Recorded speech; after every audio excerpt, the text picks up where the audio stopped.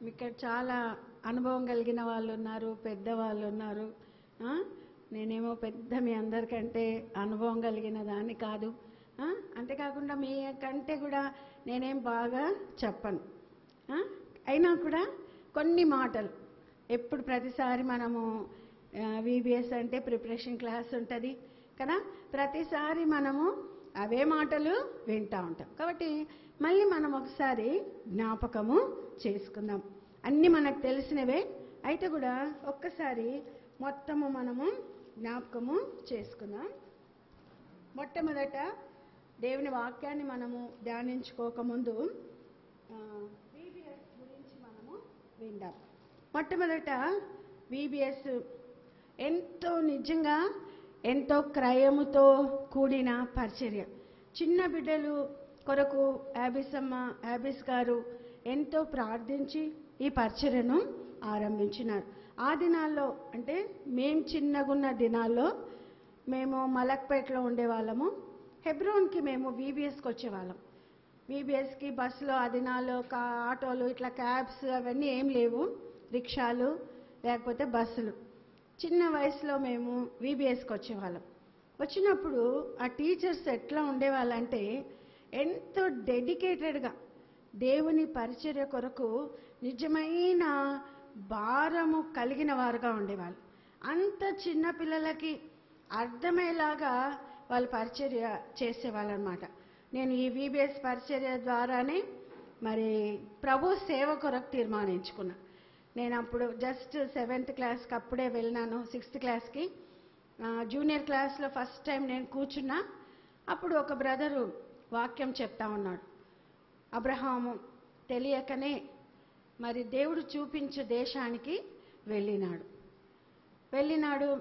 మరి ఆ వాక్యం అంత కథ ఏం చెప్పినాడో నాకు జ్ఞాపకం లేదు, కానీ ఆయన సేవ కొరకని తీర్మానము కొరకు ఆయన చివర్లో ఆహ్వానం ఇచ్చినాడు.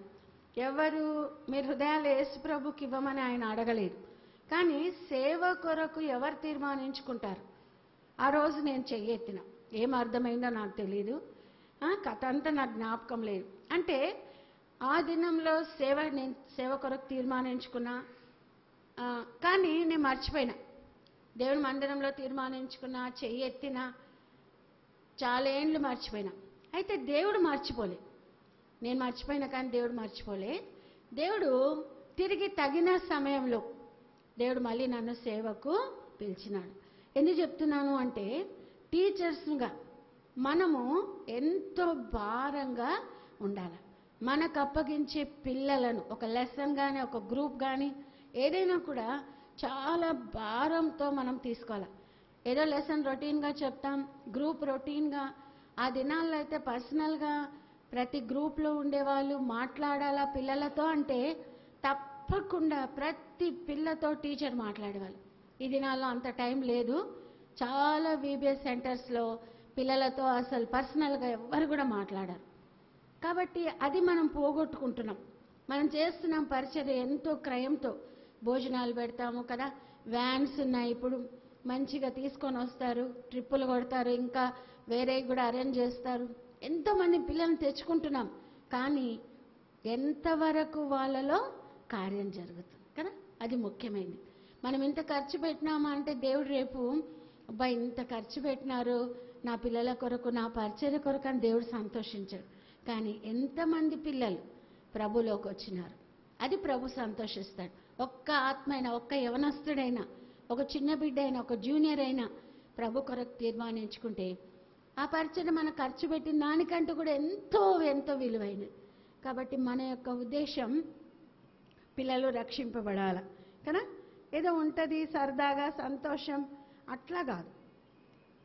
ఆ దినాల్లో టీచర్స్ గురించి నేను చెప్తున్నా.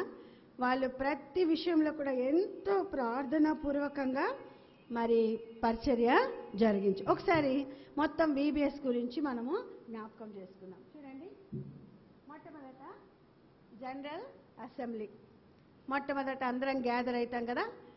మరి గ్యాదర్ అయినప్పుడు KG జూనియర్ సీనియర్ అది 30 నిమిషాలు ఉంటుంది. ప్రేయర్తో స్టార్ట్ చేస్తాం, తర్వాత పాటలు పాడతాం, అనౌన్స్మెంట్స్ ఉంటాయి, గ్రూప్స్గా డివైడ్ అవుతాం. గ్రూప్స్గా డివైడ్ అయినాక నెక్స్ట్ మెయిన్ లెసన్ చెప్తాం. అది 40 మినిట్స్. 40 సీనియర్స్ అయితే 45 మినిట్స్, 50 మినిట్స్ కూడా కొన్నిసార్లు పెద్ద లెసన్ ఉంటే అవుతుంది. తర్వాత ఇంకా ఏం చేస్తాం మనము, బిడ్డలందరినీ కూడా ఏం చేస్తాం మనము, మనకు చెప్పే లెసన్ని అట్లీస్ట్ ఒక 4 టైమ్స్ అన్న మనము చదవాలి. ఏ లెసన్ అయితే మనకి ఇస్తారో, కేజీ లెసన్ కానీ, జూనియర్ లెసన్ కానీ, సీనియర్ లెసన్ కానీ, మనం ఏం చేయాలా, ఒక 4 టైమ్స్ లెసన్ని చదవాలి. లెసన్ చదివేటప్పుడు ముందు మనకు అప్లై చేసుకోవాలి. ఆ లెసన్ అది మన జీవితంలో ఆ లెసన్ ఉందా, అంటే ఆ లెసన్ ప్రకారం మనం ఉంటున్నామా, మన లైఫ్ అట్లా ఉంటుందా అని ఫస్ట్ మనం టెస్ట్ చేసుకున్నాక, పరీక్షించుకున్నాక పిల్లల కొరకు ప్రభు సన్నిధిలో మనము కనిపెట్టాలి. తర్వాత టైంను మనము కరెక్ట్గా మెయింటైన్ చేయాలి. ఇంకేమనుంది, తర్వాత క్లాసెస్ అయిపోతాయి. అన్ని ఆన్సర్స్ బుక్లో ఉండే 10 ఆన్సర్లు ఉంటాయో, 8 ఉంటాయో, 7 ఉంటాయో, ఆన్సర్స్ అన్నీ కూడా వచ్చేటట్టు లెసన్ చెప్పాలి. చాలా మటుకు టీచర్స్ లెసన్ చక్కగా చెప్తారు కానీ ఆన్సర్స్ కొన్నిసార్లు మర్చిపోతారు. అప్పుడు టీచర్స్ డిక్టేట్ చేయాల్సి వస్తుంది కదా. ఆ పని ఎప్పుడు కూడా మనము చేయకూడదు. టీచర్స్ ఎవ్వరు కూడా ఈజీగా ఏమనుకుంటారంటే జూనియర్స్కు సీనియర్స్కి అన్ని ఆన్సర్స్ చెప్తారు. అది VBS రూల్ కాదు, అది చాలా పొరపాటు. పిల్లలు లెసన్ చక్కగా వినాలా, వాళ్ళే ఆన్సర్ చేయాలా. ఒకవేళ టీచర్స్ క్వశ్చన్ చదువుతా ఆన్సర్ రాకపోతే ఆ ఆన్సర్ వచ్చేటప్పుడు మీరు లెసన్ వింటారు కదా, ఆ లెసన్ వాళ్ళకు చెప్పాలన్నమాట. చాలా సెంటర్లలో మీ సంగతి నాకు తెలియదు కానీ చాలా సెంటర్లలో టీచర్స్కి దిద్దే పని ఉండదు కాబట్టి ఏం చేస్తారు, గబా గబా పిల్లలందరికీ నోట్స్ డిక్టేట్ చేస్తారు. అది తప్పు. అట్లా నోట్స్ డిక్టేట్ చేస్తే పిల్లలు లెసన్ వినరు. వాళ్ళే వినాలా, చక్కగా రాయాలి. మా దినాల్లో టీచర్స్ ఏం చేసేవాళ్ళు, లెసన్ మేము ఆన్సర్స్ రాసిన తర్వాత ఏదన్నా ఒకటి మంచి మాట ఆ బుక్లో ఆ లెసన్ దగ్గర కరెక్షన్ చేసినాక వాళ్ళు రాసేవాళ్ళు అనమాట. రాస్తే అది ఎప్పటికి కూడా ఆ మాటలు దాంట్లో ఉంటాయి. కాబట్టి తప్పకుండా కరెక్షన్ చేయాలా. కొంతమంది ఏం చేస్తారంటే కరెక్షన్ చేయకుండా ఇంట్లో పిల్లలకో ఎవరికో ఇచ్చి దిద్దండి అంటారు. ఆ పనులు చేయకూడదు. మనం నమ్మకంగా మనకు అప్పగించిన పనిని చేయాలి.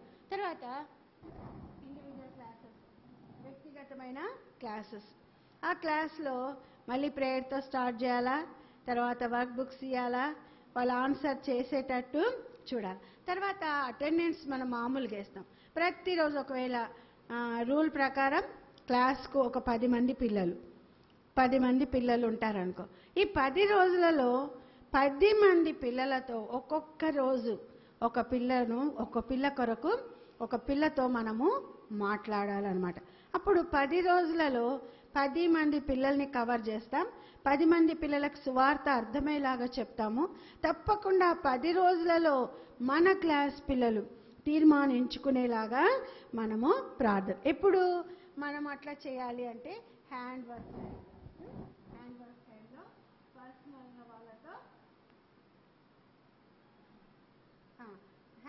టైంలో పర్సనల్గా వాళ్ళతో మనము మాట్లాడాలా. మాట్లాడిన తర్వాత టీచర్స్ ఎట్లా ఉండాలి మనము అని అంటే కొన్ని నియమాలు ఉన్నాయన్నమాట. చూడండి ఎట్లా పిల్లలు టీచర్స్ ఉండాలా. మొట్టమొదట మనము చెప్తాను.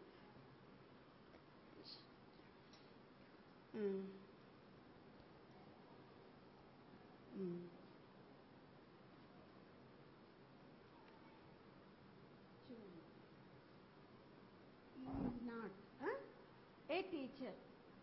మీరు ఒక టీచర్ లాగా ఉండకూడదు. మనం VBS టీచర్స్ అని అంటాం కానీ టీచర్స్ లాగా ఉండకూడదు. వాళ్ళను ప్రేమపూర్వకంగా, ప్రేమతో కదా మనం అంటాం, మిమ్మల్ని అందరినీ ప్రేమపూర్వకంగా VBSకి ఆహ్వానిస్తున్నామంటాం. కానీ నిజంగా ప్రేమ చూపిస్తామా? కొంతమంది మరి అంటే పిల్లల్ని బాగా కొడతారు. తుంటరి పిల్లలు ఉంటారు, అల్లరి పిల్లలు ఉంటారు, గట్టిగా చెవులు పిండుతారు, బాగా కొడతారు. ఆ పిల్లలు పాపము బాగా ఏడుస్తారు కదా, ఎంతో హర్ట్ అవుతారు. కాబట్టి అట్లాంటి పనులు మనము చేయకూడదు. కాబట్టి మనం ఒక టీచర్గా మనం ఉండకూడదు. తర్వాత ఏంటిది చూడండి, ఏ పోలీస్ మ్యాన్, మనం ఒక పోలీస్ లాగా ఉండకూడదు. పోలీసు వాళ్ళ చేతులు ఏముంటాయి? కర్ర ఉంటుంది. కాబట్టి మనం VBSలో మనం కర్రలు పట్టుకోకూడదు.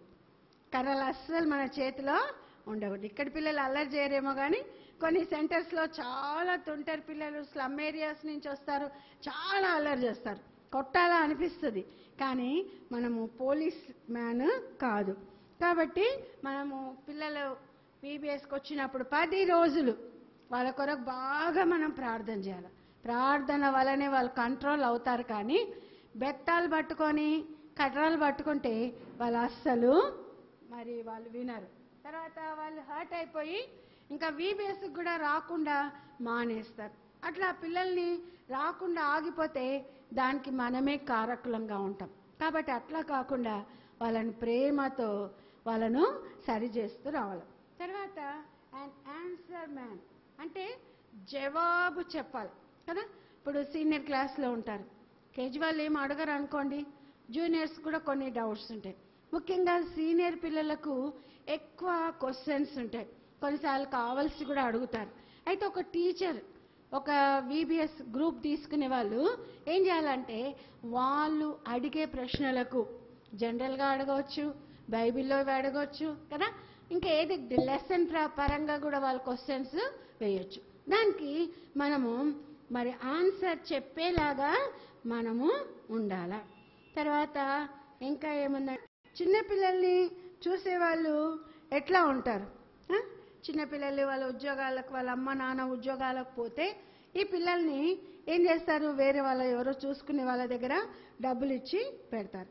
వాళ్ళు ఏం చేస్తారు అని అంటే ఆ పిల్లలను ఏం చేస్తారు, ఏడుస్తూ ఉంటే ఒక చాక్లెట్ ఇస్తారు, లేకపోతే ఒక దెబ్బ కొడతారు కదా.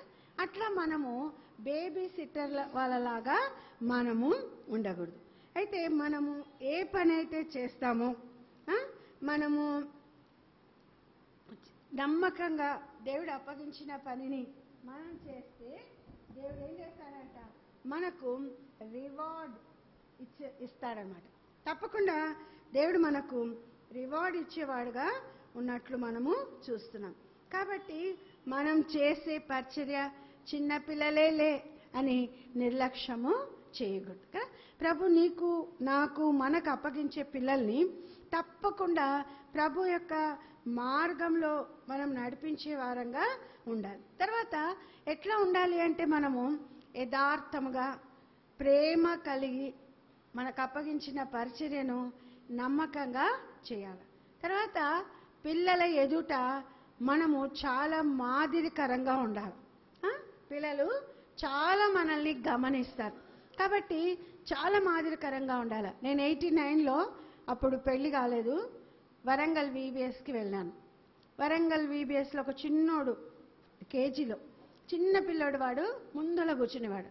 ముందర కూర్చొని ఏదో వానికి నా యాక్షన్స్, నా పాట ఏదో నచ్చేది. వాడు ఇంటికి పోయి మా ఆంటీ ఇట్లా పాడింది అట్లా పాడింది అని చెప్పేవాడు అంట రోజు. వాళ్ళ అత్త కూడా టీచర్. అయితే ఒకరోజు ఒక VBSలో ఒకరోజు ఇంటికి పోయి ముఖమంతా మార్చుకున్నాడంట. ఎందుకు అట్లా ఉన్నావు అని అంటే వాడు చెప్పినాడంట, మా ఆంటీ ఈరోజు ఏం బాగలేదు, మా ఆంటీ పేదామే అన్నాడంట. ఎందుకురా మీ ఆంటీ పేదామే, మంచిగానే కట్టుకుంది కదా చీర అంటే, కాదు మా ఆంటీ చినిగిపోయిన చీర కట్టుకుంది అన్నాడంట. ఆమె వచ్చి అడిగింది నన్ను, ఏం అక్క నువ్వు చినిగిపోయిన చీర కట్టినావంట, మా వాడు చాలా బాధపడుతున్నాడు అని. నాకు అసలు తెలియదు. చీర అంతా విప్పితే ఇక్కడెక్కడో పిన్ను దగ్గర కొంచెం చినిగింది, చాలా కనబడదన్నమాట, వైట్ సారే. అంటే చూడండి పిల్లలు మనల్ని ఎంత గమనిస్తారు. నాకు తెలీదు కానీ వాడు అక్కడ చినిగిపోయిందని గమనించినాడు. కాబట్టి పిల్లల ముందు మనం ఎట్లా ఉండాలా, చాలా మాదిరికరమైన వారుగా మనం ఉండాలి. మన వస్త్రధారణే కానీ, మనం నిలబడ్డమే కానీ ప్రతిది కూడా చాలా గమనిస్తారు. కేజీ పిల్లలే గమనిస్తారంటే ఇంకా జూనియర్స్ సీనియర్స్ ఇంకా భయంకరం కదా. కాబట్టి మనము చాలా వాళ్ళ ముందు దైవభక్తికి తగినట్లుగా దేవుని బిడ్డలంగా పిలువబడతాం. కాబట్టి ఎట్లా ఉండాలా? దేవునికి తగినట్లుగా మహిమకరంగా మనది ప్రతిది కూడా ఉండాలి. కాబట్టి దేవుడు ఈ పరిచర్య కొరకు మనల్ని ఏర్పరచుకున్నాడు. చూడండి, మొట్టమొదట రోమా 12వ అధ్యాయం 1వ వచనం. రోమా 12:1. అందరం కలిసి చదువుకున్నాం. రోమా 12:1 అందరికి తెలిసిన భాగమే అయినా మళ్ళీ ఒకసారి చదువుకున్నాం. రోమా 12:1. కాబట్టి సహోదరులారా, పరిశుద్ధమును దేవునికి అనుకూలమునైన సజీవ యాగముగా మీ శరీరములను ఆయనకు సమర్పించుకొనుడి. దేవుని వాత్సల్యమును బట్టి మిమ్మును బ్రతిమాలు కొనుచున్నాను. ఇట్టి సేవ మీకు యుక్తమైనది కదా. ఏమంటున్నాడు ఇక్కడ? సహోదరులారా, సహోదరులారా, పరిశుద్ధమును దేవునికి అనుకూలమునైన సజీవ యాగముగా మీ శరీరములను ఆయనకు సమర్పించుకొనుడి. దేవుని వాత్సల్యమును బట్టి మిమ్మును బతిమాలు కొనుచున్నాను. ఇట్టి సేవ మీకు యుక్తమైనది కదా. దేవుని సేవ చేయాలి, ఈ పరిచర్య 10 రోజులు చేయాలి అని అంటే మనము దేవుని కొరకు మనల్ని మనము అప్పగించుకోవాలి కదా. మొట్టమొదట ఈ పరిచర్య ఎంతో ప్రార్థన పూర్వకంగా చేయాలి. నీ దగ్గరికి ఎట్లాంటి పిల్లలు వస్తారో తెలియదు, ఎలాంటి బాయ్స్ గర్ల్స్ లేకపోతే రకరకాల పిల్లలు కదా. ఈ లోకంలో రకరకాలుగా లోక జ్ఞానం చేత నింపబడి ఉన్నారు. అయితే వాళ్ళ మధ్యలో వాళ్ళు దేవుని వాక్యం అంగీకరించాలి అంటే మనం ఇప్పటి నుంచే వాళ్ళ కొరకు ప్రార్థన చేయాలి. నీకు అప్పగించే పిల్లలను ఏం చేయాలి? నువ్వు, దేవా నాకు ఎవరినైతే నువ్వు అప్పగించినయినావో ఆ పిల్లల కొరకు నేను ఇప్పటి నుంచే ప్రార్థన చేస్తున్నా. నా గ్రూప్కి వచ్చే పిల్లల్ని నువ్వు సిద్ధపరచి తీసుకొని రా కదా. కొన్నిసార్లు 10 రోజులు వింటారు, తీర్మానించుకోరు, అల్లరి చేస్తారు, అట్లనే వెళ్ళిపోతారు. మన ప్రార్థనే వాళ్ళని మారుస్తుంది. మన ప్రార్థనే వాళ్ళను దేవుని వాక్యానికి లోబడేలాగా చేస్తుంది. కాబట్టి వాళ్ళను పేర్లు మనకు తెలియకపోయినా దేవుడు మనకి ఎవరినైతే ఏ పిల్లలనైతే అప్పగించినాడో ఆ పిల్లల కొరకు మనం ఇప్పటి నుంచే ప్రార్థించాలి. కొంత సమర్పణ మనం కలిగి ఉండాలి కదా. పిల్లలు, సంసారము అన్నీ ఉన్నాయి, అయితే కూడా సమర్పించుకోవాలి కదా. దేవుని కొరకు మనం ఏం చేయాలా? పొద్దున్నే లేవాల్సి వస్తుంది, అన్నీ సిద్ధపరచుకోవాలా, దూరం నుంచి రావాల్సి వస్తుంది. అయితే కూడా అది ప్రయాసము, కష్టము అని అనుకోవద్దు. ప్రభా ఇది నాకు అనుగ్రహించిన. ఎంతోమంది ఇట్లా సేవ చేయాలని అనుకుంటారు, ఎంతోమంది VBS తీసుకోవాలనుకుంటారు, కానీ వాళ్ళకి ధన్యత లేదు, వాళ్ళకి ఇట్లాంటి అనుకూలతలు లేవు. కాబట్టి మనకు ఈ అనుకూలత ప్రభు అనుగ్రహిస్తున్నాడు. కాబట్టి మనం ఏం చేయాలా?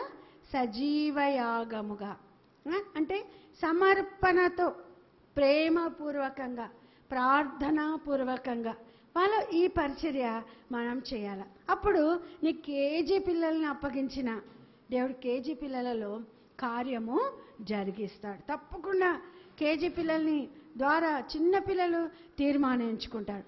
ఆ తీర్మానం పెద్దగైనాక కూడా నిలిచి ఉంటుంది. కాబట్టి మనము చాలా ప్రార్థన పూర్వకంగా ఈ పరిచర్య చేయాలి. ఎట్లంట? సజీవ యాగంగా మనం అర్పించుకుంటే ఇట్టి సేవ దేవునికి యుక్తమైనది.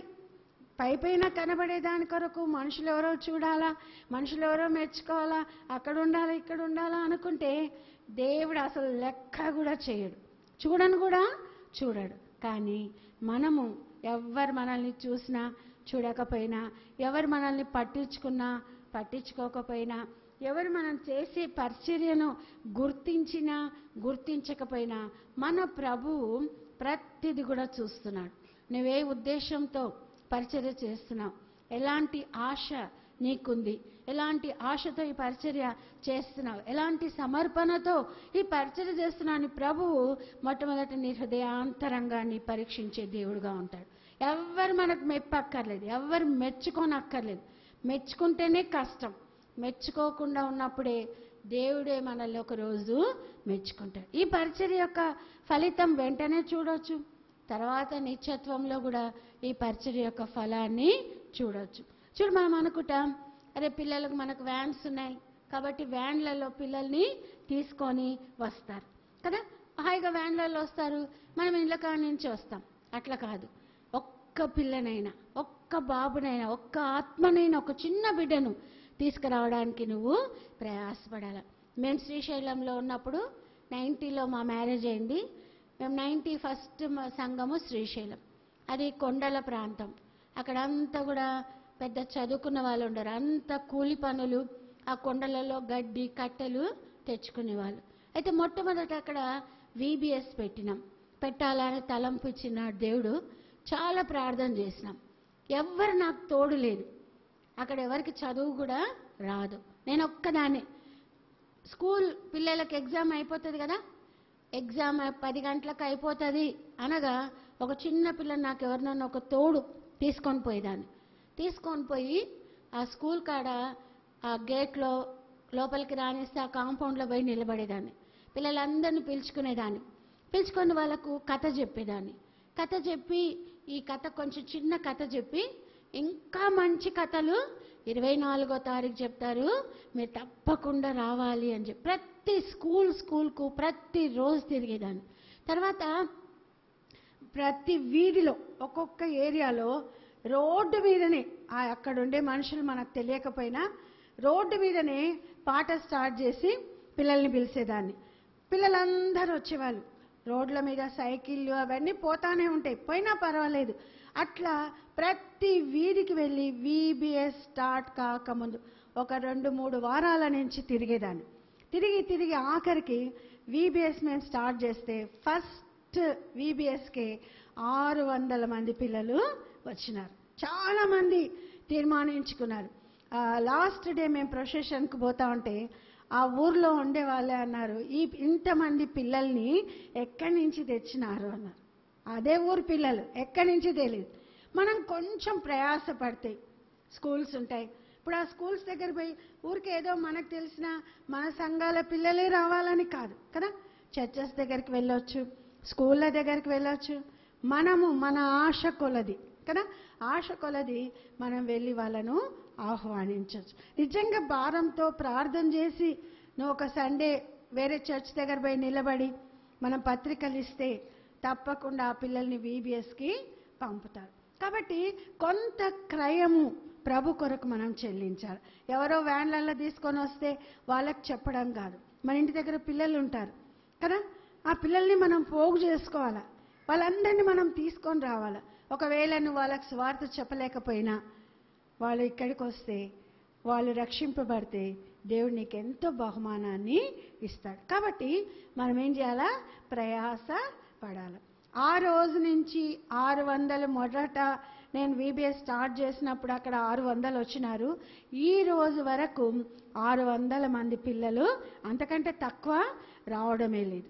నేనేదో గొప్ప చేసినానని చెప్పడం లేదు. అంటే కొంత ప్రభు కొరకు మనం ప్రయాసపడితే తప్పకుండా దేవుడు మన ప్రయాసానికి తగిన ఫలితం ఇస్తాడు. ఇప్పుడంటే అందరు చదువుకున్న వాళ్ళు, అక్కడ అసలు టీచర్సే లేరు, గ్రూప్ టీచర్సే లేరు, ఒక్కరికి చదువు రాదు. కొంతమంది ఇట్లా చేతులలో లెక్క పెట్టవచ్చు. అయితే కూడా చదువు రాని వాళ్ళను పెట్టుకొని కేజీ టీచర్స్గా పెట్టుకొని 5వ తరగతి పిల్లలు, 3వ తరగతి అక్కడ తెలుగు బాగా వస్తుంది కాబట్టి ఆ పిల్లలతోటే కంఠత వాక్యము చదివించేదాన్ని. ఆ పిల్లలే కంఠవాక్యం పలికించే వాళ్ళు మిగతా పిల్లల్ని. అట్లా దేవుడు అక్కడ గొప్ప కార్యము జరిగించినాడు. ఆ ఫస్ట్ VBSలో ఒక అబ్బాయి రక్షింపబడ్డాడు. ఒక అబ్బాయి రక్షింపబడి దేవుని కొరకు తీర్మానించుకున్నాడు. వాళ్ళ నాన్న బాగా గొప్ప విందు చేసినాడు.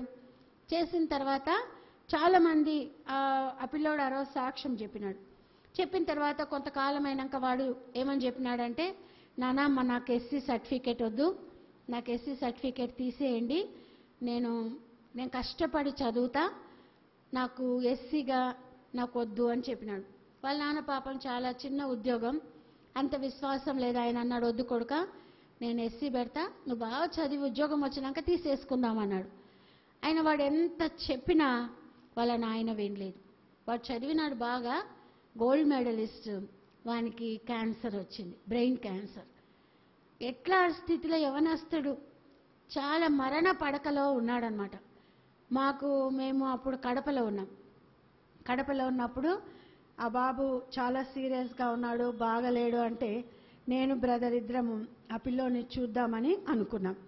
అయితే నేను ప్రార్థన చేసిన, ప్రభా ఆ బిడ్డ దగ్గరికి వెళ్ళాలంటే మేమేం చెప్పాలా? బ్రెయిన్ క్యాన్సర్, బాగలేడు, ఇంకా డాక్టర్స్ నమ్మకం లేదన్నారు, ఏం వాక్యం చెప్పాలా, వాళ్ళని ఎట్లా ధైర్యపరచాలా అని ఒక్కడే కొడుకు అని ప్రార్థన చేస్తే దేవుడు నాకు జ్ఞాపకం చేసినాడు. ఏమని అంటే వాడు VBSలో దేవుని కొరకు తీర్మానించుకున్నాడు. ఆ మాటనే నువ్వు పోయి చెప్పు అన్నాడు. సరే పోయినాము, అన్న వాక్యం అంతా చెప్పినాడు. చెప్పిన తర్వాత నేను ఈ మాట చెప్పిన, చూడు సల్మాన్, నువ్వు దేవుని కొరకు తీర్మానించుకున్నావు, దేవుని సేవ చేస్తానని తీర్మానించుకున్నావు, అయితే నువ్వు మర్చిపోయినావు. దేవుడైతే మర్చిపోలేదు. ఒకవేళ దేవుణ్ణి అడుగు, దేవా నేను అప్పుడు తీర్మానించుకున్నా కానీ నీ కొరకు నేను జీవించలే, ఇప్పుడు నువ్వు నన్ను బాగు చేస్తే నేను నీ సేవ చేస్తా ప్రభా, నువ్వు ప్రార్థన చేయని చెప్పినాం. అందరు ఏడ్చినారు, బాగా ఏడ్చినారు. దేవుడు వాడిని బతికిస్తే చాలు, సేవకే మేము ఇచ్చేస్తాం, మాకేమొద్దు, మాకు ఉద్యోగం వద్దు, ఏది వద్దని చాలా కుటుంబం అంతా ఏడ్చినారు. వాడు కూడా బాగా వామిటింగ్స్ అవుతున్నాయి. చెప్పినాడు, ఏమని ప్రార్థన చేసినాడు, ప్రభా నువ్వు గనక నన్ను బ్రతికిస్తే నీ సేవ నేను చేస్తానని. దేవుడు ఆశ్చర్యమైన విధానంలో ఆ బిడ్డను బ్రతికించినాడు.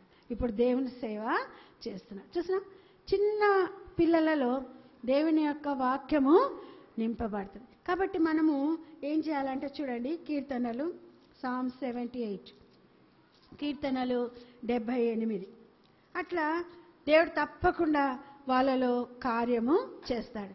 వాడు పెళ్ళయింది, ఇప్పుడు సేవ చేస్తున్నాడు. మార్కాపురం ఆ ప్రాంతాలలో ఆ అబ్బాయి సేవ చేస్తున్నాడు. కాబట్టి మనము కూడా ఏం చేయాలా? మరి అట్టి కార్యము పిల్లలలో జరిగేటట్టు మనము ప్రయాసపడాలి. కీర్తనలు 78, కీర్తనలు 78 చూడండి, 2వ వచనం అందరం కలిసి చదువుకుందాం. 2, 3, 5 వరకు చదువుకుందాం అందరం కలిసి.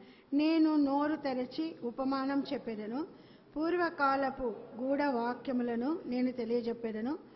మాకు తెలిసిన సంగతులను, మా పితరులు మాకు వివరించిన సంగతులను చెప్పేదను.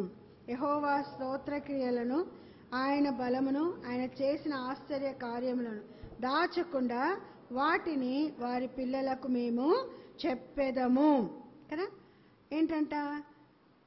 మన పితరులు మనకు దేవుని యొక్క వాక్యం గురించి నేర్పించినారు. కాబట్టి ఆ వాక్యంని విన్నాము, రక్షింపబడ్డాము. దేవుని కృప ద్వారా దేవుని సేవ కొరకు ఈ VBS పరిచర్య ద్వారానే తీర్మానించుకున్నాం, దేవుని సేవ చేస్తున్నాం. కాబట్టి మనము ఏమి నేర్చుకున్నామో, ఏ క్రమాన్ని మనము అనుసరిస్తూ వచ్చినామో, ఏ క్రమము మనకు నేర్పింపబడిందో అది మనం ఏం చేయాలంట? మన పిల్లలకు నేర్పించాలి కదా.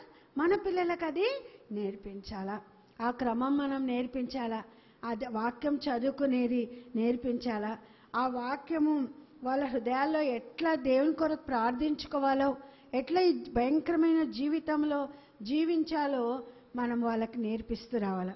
చూడు, ఒక ఉదాహరణ చెప్తాను. మా VBS అప్పుడు మా చిన్నోడు, చాలా చిన్నోడు, 2వ తరగతో ఎంతనో చదువుతున్నాడు. క్లోజింగ్ లెసన్లో చెప్పినారు. ఏమని అంటే ఇట్లా ఇచ్చే దాని గురించి చెప్పినారు. చెప్పినప్పుడు వాళ్ళ ఆ క్లోజింగ్ లెసన్ చెప్పే బ్రదరు చాలా బాగా ఆ రోజు చెప్పినాడు. ఆయన అన్నాడు, మరి మనం కూడా అక్కర్లో ఉండే వాళ్ళకు ఇవ్వాలా అని చెప్పినాడు. మీకు ఒకవేళ బట్టలు మస్తుంటాయి, పేద పిల్లలకు బట్టలు ఉండవు, మీకు మంచి చాక్లెట్స్ బిస్కెట్లు ఉంటాయి, మీరు క్లాసులలో స్కూళ్ళలో తింటే వాళ్ళు పాపం అట్లనే ఉంటారు అని అట్లా అన్ని రకాలుగా ఆయన చెప్తా వచ్చినాడు.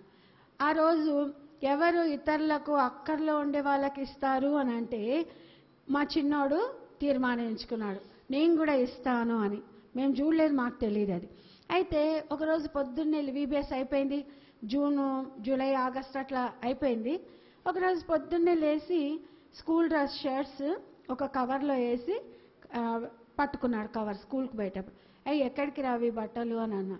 అంటే నేను మా ఫ్రెండ్కి ఇవ్వనికపోతున్నా. మీ ఫ్రెండ్కి ఇస్తే నీకెట్లా రా అంటే వాడు అన్నాడు, అమ్మా మరి క్లోజింగ్ లెసన్లో అంకుల్ చెప్పిండు కదా, లెసన్లు ఏమని చెప్పిండు, నీకెక్కువ ఉంటే లేని పిల్లలకి ఏమన్నాడు. మా బడిలో ఒక పిల్లోడు అన్ని ముడులు వేసుకుంటుండు, మా సాకలోల పిల్లోడో ఎవరోనంట పాపం ముడులు వేసుకుంటున్నాడు. పిన్నులు ఇంకా ముడులేసి కుట్టి అన్నీ చినిగిపోయి పిన్నులు కూడా ఉంటలేమా. మరి నాకు 3-4 షర్ట్లు ఉన్నాయి కదా, నేను ఇచ్చేస్తాను అని పోయినాడు. సర్లే తీసుకోపో అంటే తీసుకొని పోయినాడు. వాళ్ళ ఇంటికి పోయినాడంట. పోయి వాళ్ళ అమ్మకి ఇచ్చి, ఆంటీ మీ బాబుకి షర్ట్స్ వేయండి అంటే, బాబు నువ్వు ఎట్లా తెచ్చినావు నాయనా, మీ మమ్మీకి చెప్పినవా మీ అమ్మకి చెప్పినవా లేదా అంటే, మా అమ్మకి చెప్పిన ఆంటీ మీ బాబుకి అంటే గొప్ప చేసిన నా కొడుకు అని నేను చెప్పడం లేదు. అంటే మనం చెప్పే విధానంలో మనం ప్రార్థించి ఆ బిడ్డలకు అర్థమయ్యేలాగా మనం చెప్తే తప్పకుండా ఆ చిన్న హృదయాల్లో ఎంతో చక్కగా పనిచేస్తుంది. తప్పకుండా వాళ్ళు అది చెయ్యాలి అన్న ఆశ ఉంటుంది. మనకైతే చాలా కష్టం, మనం తొందరగా లోబడము, మనం తొందరగా చేయాలని ఇష్టపడము కదా. అయితే చిన్న పిల్లలు మాత్రం మనం ఏది చెప్తామో ఆ చిన్న హృదయాల్లో వాళ్ళు భద్రపరుచుకుంటారు. కాబట్టి మనం ఏం చేయాలా, వాళ్ళ కొరకు జాగ్రత్తగా చక్కగా ప్రార్థనాపూర్వకంగా, ప్రభా నాకు ఒకవేళ అంతగా చెప్పనీక రాకపోయినా నా బిడ్డలు నాకు అప్పగించిన వారిని నాకు ఈ ప్రభు అంటే తప్పకుండా దేవుడు మనకు వాళ్ళను అనుగ్రహించేవాడుగా ఉంటాడు. చూడండి నిర్గమకాండం 2వ అధ్యాయం, నిర్గమకాండము 2వ అధ్యాయంలో ఏమనుంది, 12వ వచనం. నిర్గమ 2:12 అందరం కలిసి చదువుకున్నాం. నిర్గమకాండం 2వ అధ్యాయము 12వ వచనం అందరం కలిసి చదువుకున్నాం. అతడు ఇటు అటు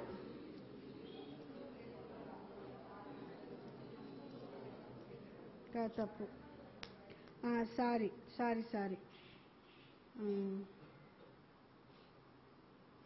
7వ వచనం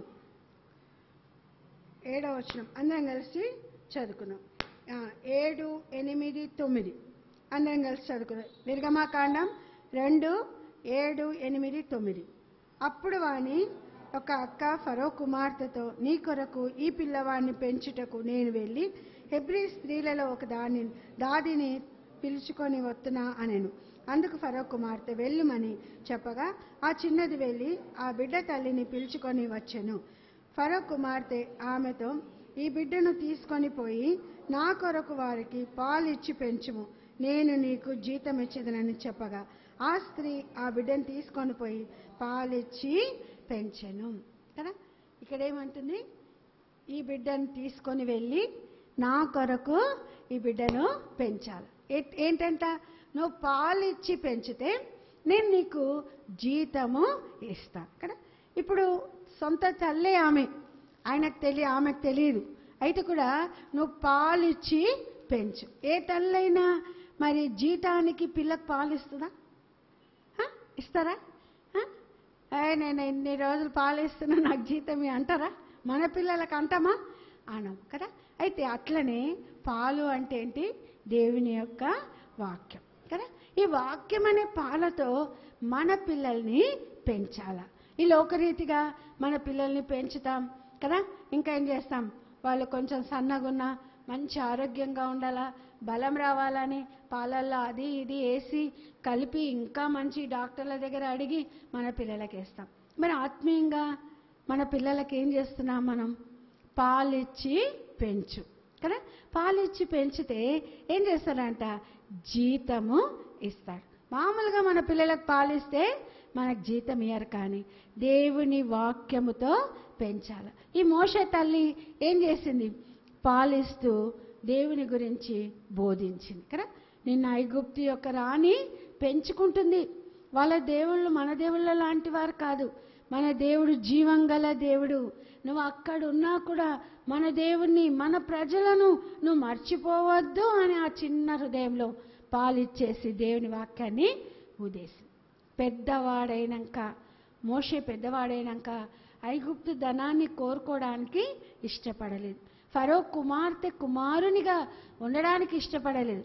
క్రీస్తు ప్రజలతో నింద గొప్ప భాగ్యమని ఎంచుకున్నాడు. ప్రతిఫలముగా బహుమానము పొందుతానని వాటన్నిటిని కూడా తృణీకరించినాడు కదా.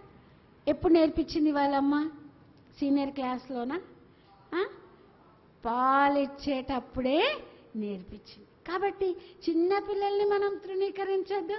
పెద్ద పిల్లల కంటే కూడా చిన్న పిల్లలే చాలా చక్కగా మరి వాళ్ళు అంగీకరిస్తారు. ఆ చిన్న హృదయాలలో ఆ మాటలు భద్రపరుచుకుంటారు.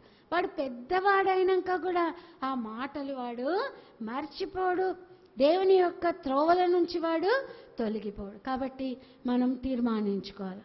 మన పిల్లలు అంటే కుటుంబ శారీరకమైన పిల్లలైనా, దేవుని ఇంటికి వచ్చిన పిల్లలైనా, సండే క్లాస్ పిల్లలైనా, VBS పిల్లలైనా ఎట్లా ఉండాలంట? వాళ్లకు దేవుని వాక్యం అనే పాలతో పోషించాలి. ఆ పిల్లలకు ఆ రోజు ఆ లెసన్ అర్థమయ్యేలాగా మనం చెప్పాలి. తప్పకుండా దేవుడు ఆశీర్వదిస్తాడు. అందుకనే చూడండి, సామెతలు 22:6 అందరికి తెలిసిన భాగమే, మళ్ళీ ఒకసారి చదువుకుందాం. సామెతలు 22:6. సామెతలు 22:6 అందరం కలిసి చదువుకుందాం. బాలుడు నడవలసిన త్రోవను వానికి నేర్పుము, వాడు పెద్దవాడైనప్పుడు దాని నుండి తొలగిపోడు కదా. కాబట్టి చిన్న వయసులోనే కేజీ పరిచర్య తక్కువ అని అనుకోకూడదు. అదే చాలా బలమైన పరిచర్య, గొప్ప పరిచర్య. ఆ చిన్న బిడ్డలకు మనం అర్థమయ్యేలాగా చెప్తే నిజంగా వాళ్ళు పెద్దవారైనాక దానిలో నుండి తొలగిపోరు. వాళ్ళ హృదయంలో, ఆ చిన్న హృదయంలో భద్రపరచబడుతుంది. కాబట్టి మనము అట్టి ఆశతో మనం ఏం చేయాలా? అట్టి సమర్పణతో దేవుని యొక్క పరిచర్య మనము చేయాలి. ఊరికనే 10 రోజులు వాక్యం చెప్పి వెళ్ళిపోతే అవుతుందా? కాదు కదా. వాళ్ళ పేర్లు రాసుకోవాలా, వాళ్ళ కొరకు మనము ప్రార్థన చేయాలి. అందుకే చూడండి, ఐజయా 66, యెషయా 66,